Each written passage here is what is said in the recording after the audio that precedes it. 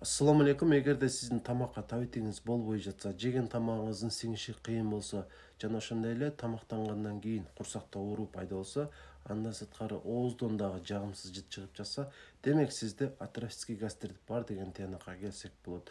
Албетте диагнозду такташ үчүн эгидоскопия аппаратына түшүш керек болот. Мындайча айтканда, ооздон шланг jutуп, кызыл өңгөч, ашказан жана 12 иличегинин ички чел кабыгын көрсөтө аласыздар. Жана эгерде чын эле ушул оору сизден табыла турган болсо, албетте дарыланыш керек болуп калат. Атрофический гастрит деген терминди сиздерге сүрөттөп берген аракет кылайын.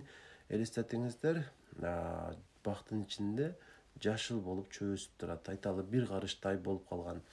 Жана эгерде биз ал чөптү уруп сала турган болсок, жарымынан дагы азырагы калат чөптүн.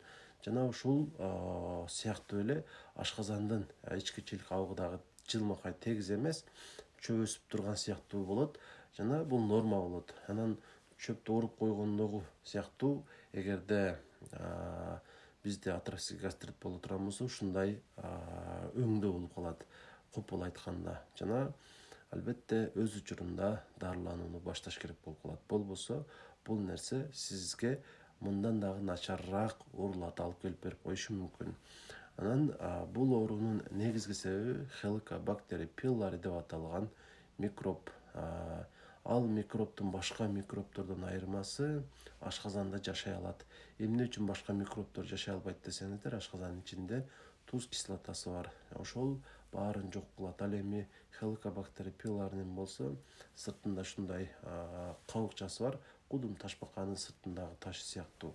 Ошол аны коргоп берет жана ал ашказандын ичинде жашап кете алат жана жабыркатат дагы. Андан кийин биз ооруйбуз. Сөзсүз түрдө дарыланыш керек. Бул микроб сизде бар же жок экендигин аныкташ үчүн дыхательный уреазнный тест деген текшерүүдөн өтөсүз.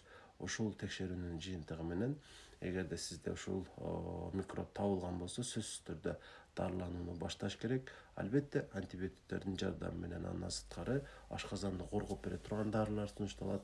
Эң негизги нерсе бул жерде ушул ашказандын чел кабыгынын кайра өсүп калууна келишин камсыздашыбыз керек.